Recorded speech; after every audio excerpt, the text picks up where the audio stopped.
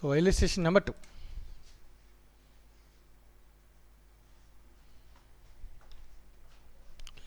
So from the following particulars, prepare the bank reconciliation statement for Jindal Offset Limited. So ఈ కంపెనీకి సంబంధించి reconciliation statement తయారు చేయమని అడుగుతున్నాను అన్నమాట. సో దానిలో data balance as per the cash book is 2,40,000. Like checks issued but not presented in the bank column amount to 1,36,000. Checks deposited in bank but not at cleared amounts to 90,000. Bank charges amount to 300. Interest credited by bank amounts to 1,250. Balance as per the passbook is 2,86,950. Right? So ఇది చెప్పాను. So balance as per the cash book అన్నాడు కానీ positive balance negative బ్యాలెన్సా? Positive. Nothing is generally it is positive. So overdraft అయితే స్పెసిఫిక్గా వాడు చెప్పాలి కదా నాన్న. సో స్టార్ట్ చేద్దాం దీన్ని. So heading bank reconciliation statement అని హెడ్డింగ్ పెడతాం. చిన్న స్టేట్మెంట్ ఒక 2 కాలమ్స్తో particulars and amount. So first positive balance అన్నాడు. సో బ్యాలెన్స్ ఏదైనా స్టార్ట్ చేసిన balance as per cash book. So most important thing అంటే what is the starting point, that is important thing. So starting పాయింట్ని బట్టి adjustment ఉంటుంది, అంతకుమించి చేయలేదు. నీకు కామన్ సెన్స్ అప్లై అవుతుంది కానీ అడ్జస్ట్మెంట్ దేని బట్టి ఉంటుంది, starting point. So starting point ఏంటంటే మన మైండ్లో లేకపోతే మనం మిస్టేక్ చేసే అవకాశం ఉంటుంది. రైట్ నా? సో స్టార్టింగ్ పాయింట్ ఏంటి క్వశ్చన్ మనం ఏం తీసుకున్నాం, క్యాష్ బుక్. సార్ పాస్బుక్తో చేయకూడదా? చేయొచ్చు, ఎలాగైనా చేయొచ్చు అన్న. సో మనం చేసేదానికి ఏమవుతుంది, రివర్స్ అవుద్ది. రైట్ నా? సో ఇప్పుడు ఒక్కొక్క అడ్జస్ట్మెంట్ చదువుకుంటూ వెళ్తాం నాన్న. సో దానికి ప్లస్ అయితే ప్లస్, మైనస్ అయితే మైనస్ చేస్తాం. సో అడ్జస్ట్మెంట్స్ అని హెడ్డింగ్ పెడతాను దీనికి ఇక్కడ. అడ్జస్ట్మెంట్స్ ఫస్ట్ వన్ ఏంటన్నా అడ్జస్ట్మెంట్ పాయింట్ ఇచ్చాడు వాడు, చెక్ ఇష్యూడ్. రాస్తాం, ఆ పాయింట్ రాస్తాం. Cheques issued not presented. So cheques issued నాన్న. చెక్స్ ఇష్యూ చేస్తే ఫస్ట్ ఎఫెక్ట్ ఎక్కడ అవుద్ది నాన్న, క్యాష్ బుక్. క్యాష్ బుక్ తగ్గుద్దా పెరుగుద్దా? సో తగ్గిపోయింది.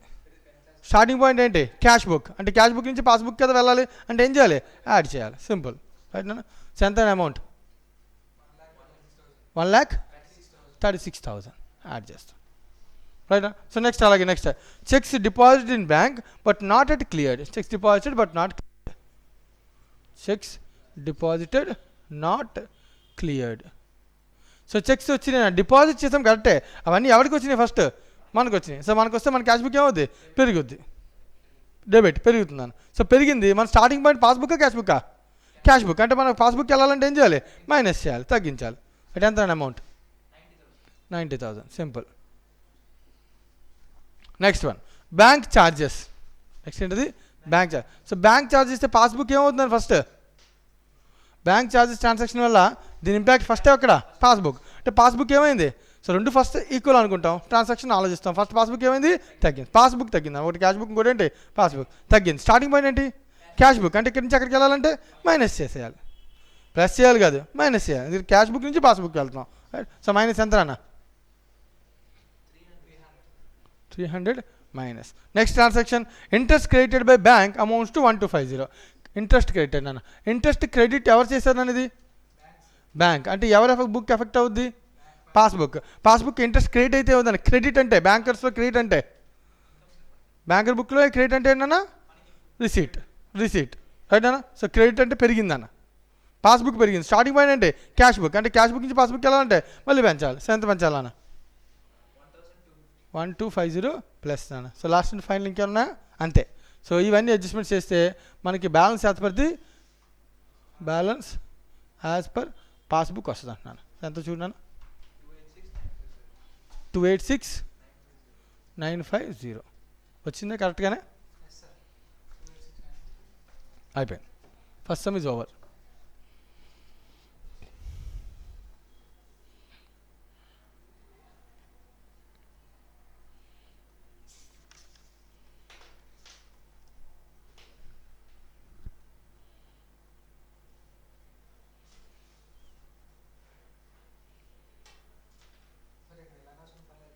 ఎలాగన్నా ఎలాగైనా చేసిన స్టేట్మెంట్ మన ఇష్టమే కదా, మన కంఫర్ట్ తెలియాలి. ఇక్కడ ఏం ప్లస్ చేయలేదని ప్లస్ చేయలేదు, ఇక్కడ నెంబర్ ఏమైనా ప్లస్ మైనస్. ఇప్పుడు ఇదే ఇష్యూ ఇప్పుడు నేను ఇంకో దగ్గర ప్రాబ్లం అవుతుంది. నెక్స్ట్ క్వశ్చన్ చేద్దాం చూడు. సో అక్కడ మనకి మళ్ళీ కొంచెం కన్ఫ్యూషన్ ఏర్పడద్దు. సో కన్ఫ్యూషన్స్ అయితే ఉండకూడదు, చాలా ఈజీగా మనం అర్థం చేసుకోవడానికి ట్రై చేయాలి. ప్రజెంటేషన్ వల్ల వచ్చే కన్ఫ్యూషన్స్ తప్ప దీనిలో ఏమీ లేవు. Illustration number 4.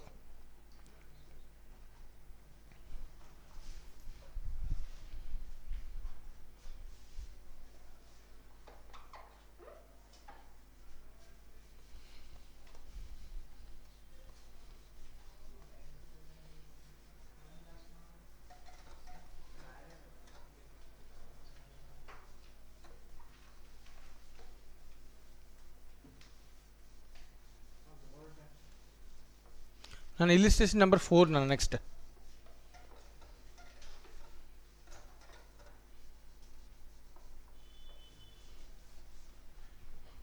కొంచెం కాన్సన్ట్రేట్ చేయాలా.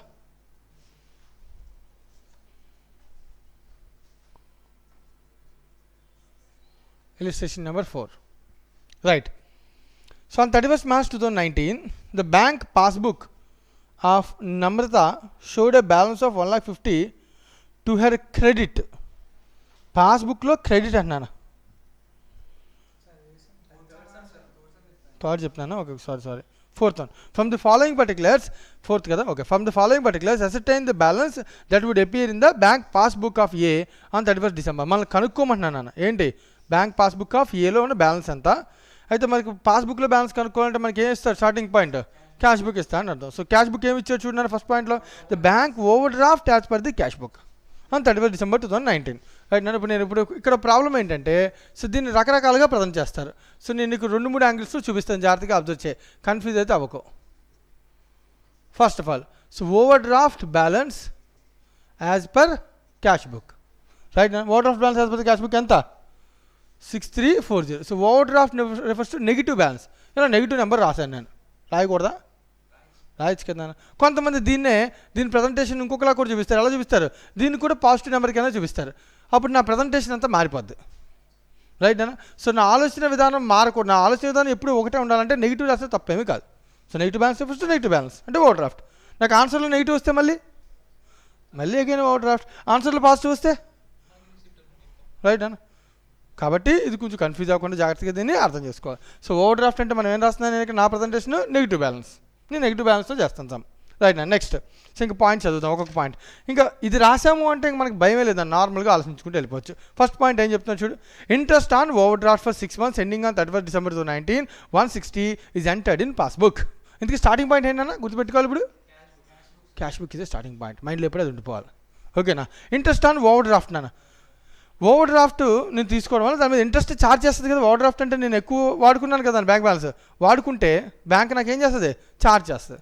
ఇది ఫస్ట్ ఎవరు రికార్డ్ చేస్తారు, పాస్బుక్ అంటే ఏమైంది, పెరిగిందా తగ్గింది. ఓవర్ డ్రాఫ్ట్ ఇంట్రెస్ట్ అంటే ఛార్జ్ అంటే ఏమవుతుందా, తగ్గిపోతుంది మన బ్యాలెన్స్. ఓవర్ డ్రాఫ్ట్ బ్యాలెన్స్ అని జాగ్రత్తగా అబ్జర్వ్ చేయాలి. ఫస్ట్ పక్కన పెట్టి క్వశ్చన్ చదువు, ఇంట్రెస్ట్ ఆన్ ఓవర్ డ్రాఫ్ట్ అన్నాడు, నేను చెప్పే జాగ్రత్తగా observe. Interest on over draft అంటే మన బ్యాంక్ బ్యాలెన్స్ని బ్యాంక్ ఏం చేస్తానన్నా తగ్గించాలి. మన స్టార్టింగ్ పాయింట్ ఏంటి, క్యాష్ బుక్ నుంచి పాస్బుక్ వెళ్ళాలంటే ఏం చేయాలి, మైనస్ చేయాలి. అర్థమవుతుందా. సో సేమ్ ప్రొసీజర్, ఎప్పుడు ఒకటే ప్రొసీజర్, మార్పులు చేయకూడదు. ఎంత అన్న 160. రైట్ అన్న. సో అయితే జాగ్రత్తగా విన్నాను, ఇంట్రెస్ట్ ఆన్ ఓవర్ డ్రాఫ్ట్ ఇది ఏం చేస్తున్నాను మైనస్. అయితే ఇప్పుడు దీని ప్రజెంటేషన్ ఇలా ప్రజెంట్ చేస్తారు చాలామంది. ఇలా ప్రజెంట్ చేసినప్పుడు నువ్వు అర్థం చేయి, నెగిటివ్ బ్యాలెన్స్ ఏమవుద్ది, ఒక నెగిటివ్ ఉంది బ్యాలెన్స్, మళ్ళీ పేమెంట్ చేస్తే నెగిటివ్ బ్యాలెన్స్ ఇంకా ఏమవుద్ది, పెరిగిపోద్ది. అందుకని దీని ప్రజెంటేషన్లో చాలామంది 160 ప్లస్ చేస్తారు. పైన ప్లస్ రాస్తే నెగిటివ్ బ్యాలెన్స్ ఇంకా పెరుగుతుంది కదా, అంటే మళ్ళీ ఏమవుద్ది, ఇది ప్లస్ చేస్తాం. కానీ నువ్వు ఇక్కడ అర్థం చేసుకోవాల్సిన విషయం అంటే నేను ఆల్రెడీ నెగిటివ్ అని రాశాను, మళ్ళీ నెగిటివ్ చేస్తున్నాను. సో అల్టిమేట్గా నెగిటివ్ బ్యాలెన్స్ ఇక్కడ కూడా ఏమైంది, పెరిగింది. ఏదైనా ఒకటే. సో ఇది ప్రజెంటేషనే ఓవర్ డ్రాఫ్ట్ అని చెప్పడం. నేను ఇక్కడ ఓవర్ డ్రాఫ్ట్ అని చెప్పకుండా ఏం చెప్తాను, బ్యాలెన్స్ అని చెప్తున్నాను, నెగిటివ్ బ్యాలెన్స్ రాశాను. రైట్ అన్న. సో ఈ ప్రజెంటేషన్ వల్ల ఏమవుద్దంటే ఏ ట్రాన్సాక్షన్ అయినా ఒకలాగా ఆలోచిస్తాం. అది ఈ ప్రజెంటేషన్ వల్ల ఏమవుద్దంటే మళ్ళీ డిఫరెంట్ వేలో ఆలోచించాలి, టైం వేస్ట్ వర్క్ కదా.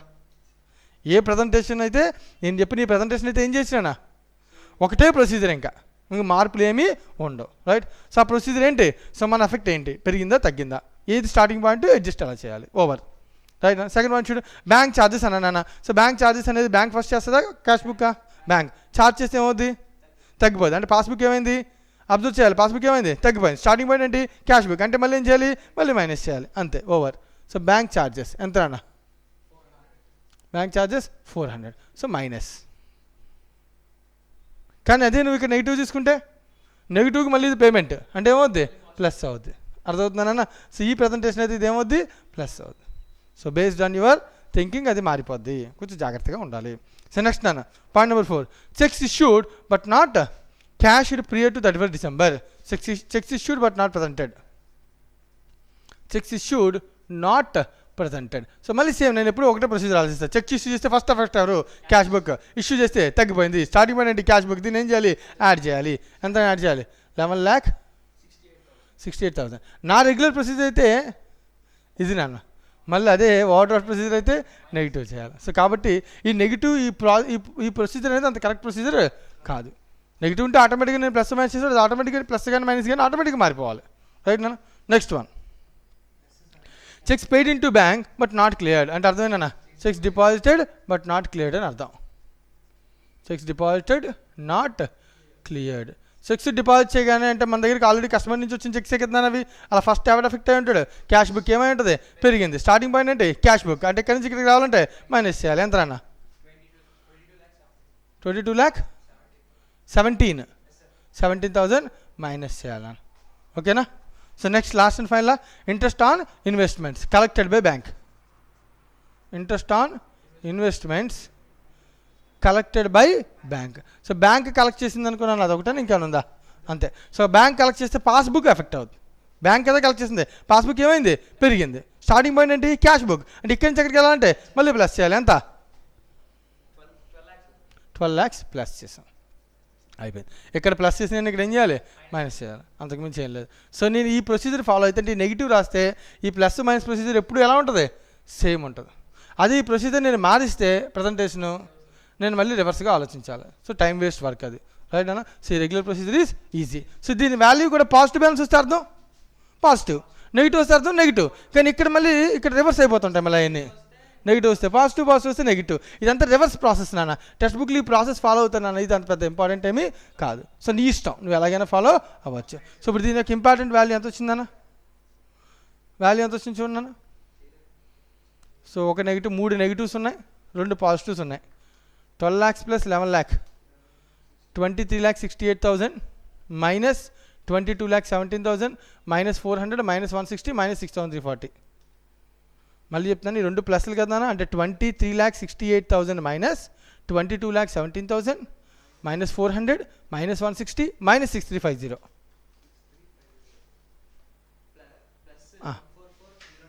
144,090 అంటే 1,44,000 పాజిటివ్ నెంబర్ వచ్చిందనంటే దీని అర్థం ఏంటన్నా, అంతే. Balance as per the passbook. నా క్యాష్ బుక్ అయిపోయింది, ఇప్పుడు మనం మాట్లాడుతుంది ఏంటి, పాస్బుక్. పాస్బుక్లో పాజిటివ్ బ్యాలెన్స్ అంటే ఏంటన్నా, క్రెడిట్. ఇక్కడ క్యాష్ బుక్లో నెగిటివ్ బ్యాలెన్స్ అంటే ఏంటన్నా, credit balance. So credit balance as per the cash book, that's it is negative. మళ్ళీ మన ఆన్సర్ కూడా ఏమొచ్చిందన్న, పాజిటివ్ అంటే క్రెడిట్ బ్యాలెన్సే వచ్చింది, కానీ ఇది పాజిటివ్. Right over.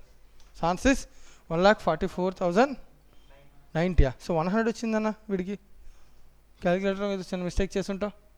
10 rupees 60 + 40 కరెక్టే కదన్నా, 100 వస్తుంది.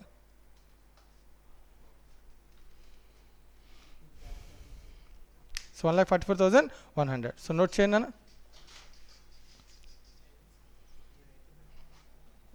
సో దీన్ని ఒకసారి అబ్జర్వ్ చేయండి. సో వీటిలో ఏమైనా డౌట్ ఉందేమో ఒకసారి చూడండి, నెక్స్ట్ సమ్ సాల్వ్ చేద్దాం. రైట్. నెక్స్ట్ క్వశ్చన్ నెంబర్ 5 నన్ను, ఇలిస్ట్రేషన్ నెంబర్ 5.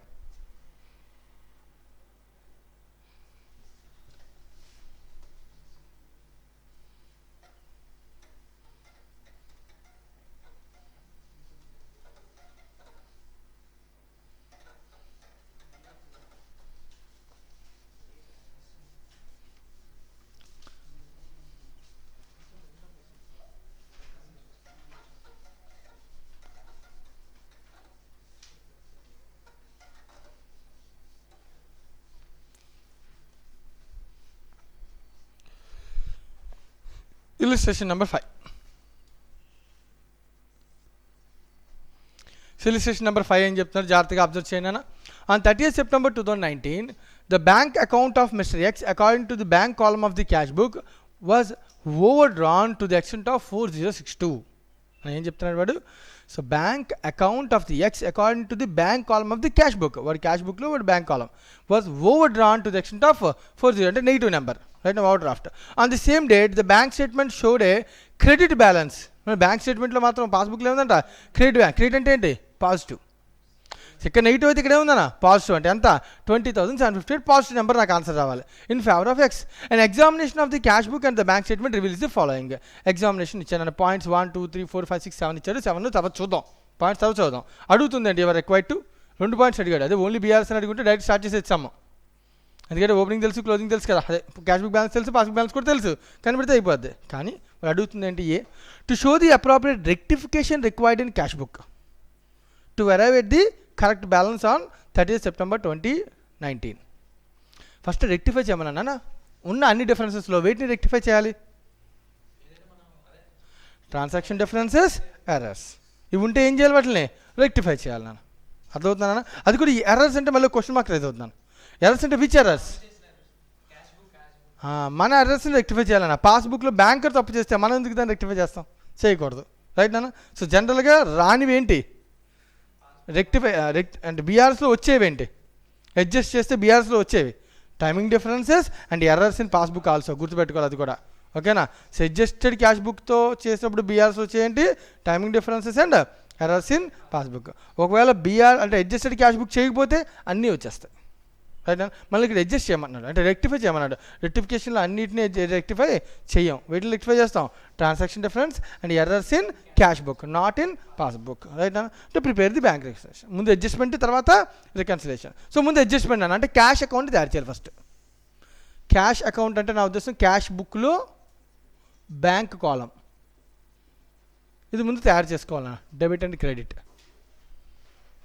అడ్జస్ట్మెంట్ అన్న. ఓపెనింగ్ బ్యాలెన్స్ క్యాష్ బుక్ ఎంత ఇచ్చాడు మనకి వాడు, బ్యాంక్ కాలం అది cash book is overdrawn అంటే ఎట్ సైడ్ అన్న, credit side by balance b by d ఎంత అన్న 4062 రైట్. నెక్స్ట్ సో ఇక్కడ చెప్పిన అడ్జస్ట్మెంట్స్లో ఏమేమి మార్చాలో చూద్దాం. First one, checks deposited but not credited bank. ఇదేంటి అనేది టైమింగ్ డిఫరెన్స్. దీన్ని అడ్జస్ట్ చేస్తామా, చెయ్యం, పక్కన పడే. తర్వాత చూద్దాం.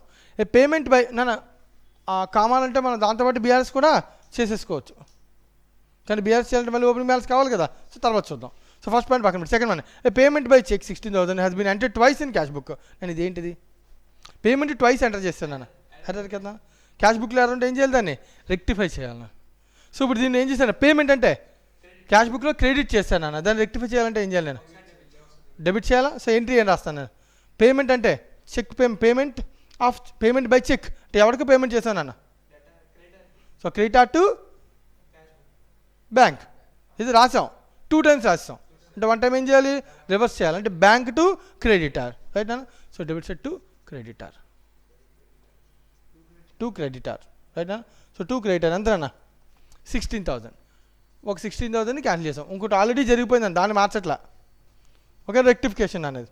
Next third point, on 29th September the bank credited an amount of 1,17,400 received from a customer X, but advice was not received by X until 1st October. ఎవడో కస్టమర్ మన bank అకౌంట్లోకి వెళ్ళి డైరెక్ట్గా బ్యాంక్లో మన అకౌంట్ నెంబర్లో డిపాజిట్ చేస్తానండి మహానుభావుడు. దాన్ని రికార్డ్ చేయలేదంట. చేయాలా లేదా రెక్టిఫికేషన్? చేయాలి. ట్రాన్సాక్షన్ డిఫరెన్స్ కదా, టైమింగ్ డిఫరెన్స్ కాదు కదా.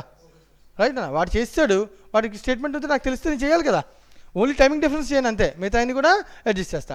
కస్టమర్ డబ్బులు ఇస్తే నా అకౌంట్లో పెరుగుద్దానా తగ్గుద్దా, డబ్బులు పెరుగుద్దానా. టు కస్టమర్ పేరేంటి ఎక్స్. ఎంత డబ్బులు వచ్చాను నా దగ్గర నుంచి, నేను రిసీటే కదా అనేది 1,17,400 receipt card debit side, payment అయితే క్రెడిట్ సైడ్.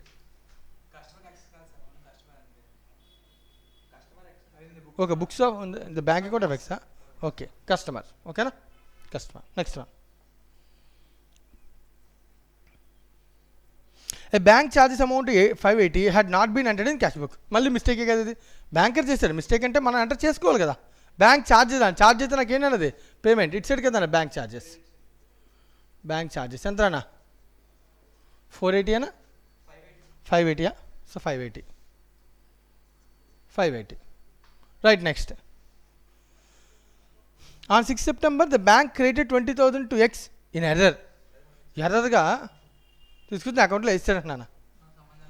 ఇది ఎవరు చేసిన ఎర్రర్, ఇది బ్యాంక్ కూడా చేసిన ఎర్రర్ కదా నాన్న. సో ఇప్పుడు దాన్ని తీసుకుని నేను అడ్జస్ట్ చేస్తానా, మన బ్యాంక్ పాస్బుక్లో ఎర్రర్ మనం అడ్జస్ట్ చేయం కదన్నా.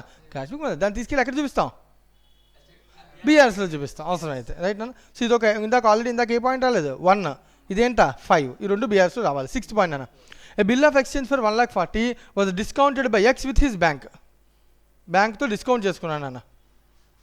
The bill was dishonored on 30th September 2019, but no entry has been made in the books of X. Bill discount చేసుకుంటే ఎంట్రీ ఎంత చేస్తాం, bank account debit, discount account debit to customer, అంతే కదా, to bills receivable. So bank account debit, discount account debit to bills receivable. ఇది మనం రాస్తాం.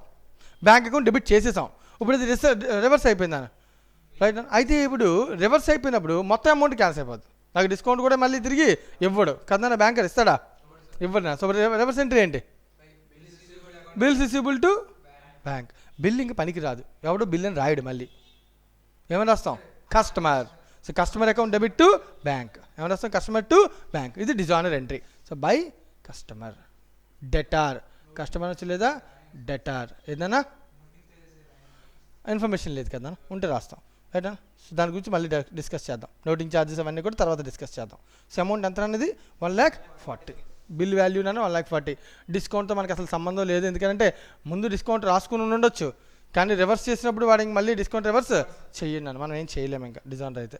Last అన్న 7th point, 6 issued but not presented. ఇది కూడా ఏంటన్నది టైమింగ్ డిఫరెన్స్, దాన్ని అడ్జస్ట్మెంట్ చేయకూడదు. These are all the adjustment relation to cash book. నాన్న ఇప్పుడు బ్యాలెన్స్ ఎంత అవుతుందో చూడండి దీనివల్ల. టు బ్యాలెన్స్ క్యారెట్ డెబిట్ వస్తుందా క్రెడిట్ వస్తుంది? ఎందుకు క్రెడిట్ ఎక్కువ ఉందా? డెబిట్ బ్యాలెన్స్ వస్తుంది కదా, క్రెడిట్ బ్యాలెన్స్ వస్తుంది బట్ క్యారెట్ డౌన్ ఇచ్చేది వస్తుంది.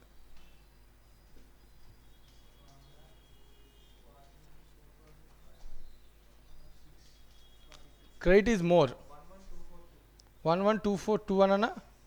సో ఇది క్రెడిట్ ఈజ్ మోర్ అంటే క్రెడిట్ బ్యాలెన్స్ అంటే ఏంటి అన్న? క్రెడిట్ బ్యాలెన్స్ అంటే ఓవర్ డ్రాఫ్టా పాజిటివా? ఓవర్ డ్రాఫ్ట్ నా. సో బీఆర్ స్టేట్మెంట్ తయారు చేద్దాం.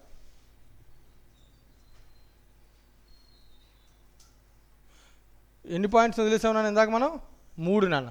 ఆ మూడింటిని అడ్జస్ట్ చేస్తే అయిపోతుంది నాన్న. So balance as per cash book starting point negative number 11,242. నేనేం ఆలోచించాను, నెంబర్ రాస్తా అంతే. నెగిటివ్ స్టేట్మెంట్లో నెగిటివ్ అంటే అర్థం ఏంటన్నా? Over draft. నువ్వు కావాలంటే ఓవర్ డ్రాఫ్ట్ అని రాస్తే పర్వాలేదు, నీ ఇష్టం. So balance as per the cash book is 11,442. అక్కడతో దాన్ని మర్చిపోతా. ఇంకా నేను గుర్తుపెట్టుకునేది ఒకటే, ఏంటది? స్టార్టింగ్ పాయింట్ ఏంటి? స్టార్టింగ్ పాయింట్ ఏంటి? Cash book. సో ఇప్పుడు దీని అడ్రస్ని క్యాష్ బుక్ నుంచి పాస్బుక్కి వెళ్ళాలంటే ఏం చేయాలో చూస్తాను అంతే. సో ఫస్ట్ పాయింట్ ఏం చెప్తున్నాడు వాడు? Checks for 13,14,000 deposit. Checks deposit but not collected అన్న. చెక్స్ డిపాజిట్ చేస్తే నా క్యాష్ బుక్ ఎఫెక్ట్ అవుతుందా పాస్బుక్ ఎఫెక్ట్ అవుతుందా? First cash book. Cash book ఏమైంది? పెరిగింది. స్టార్టింగ్ పాయింట్ ఏంటి? Cash book. అంటే ఏం చేయాలి? మైనస్ చేయాలి. Adjustment. Checks deposited not collected. So amount ఎంత?